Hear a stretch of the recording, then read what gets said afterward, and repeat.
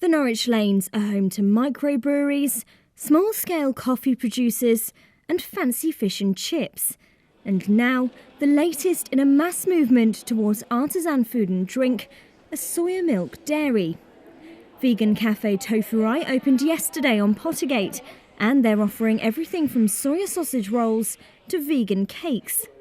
They're making everything themselves in the kitchen, including their soya milk, and they say they're pretty unique. We thought actually that's a bit of a sideways link with microbreweries and thinking that was something that was taking off, a lot of people setting up their own small-scale production. We haven't found anywhere in the country that's doing it, and we've had to look at places like Berlin where there are workshops, people doing artisan tofu, and that's actually where the name Tofurei comes from. But nobody seemed to put it together with a cafe and the idea that you can have production taking place in the same place that you're going to buy what you're eating. This is the machine behind the cafe.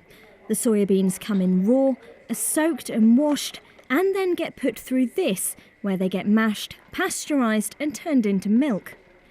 It had to be ordered in from China and has been working around the clock to keep up with demand. They're not the only cafe offering something different. A gluten-free cafe opened on Timber Hill just less than a year ago. Steve says it shows a shift in people's diets. You've seen people in and out all the time, and the reaction on Facebook has been incredible, on social media.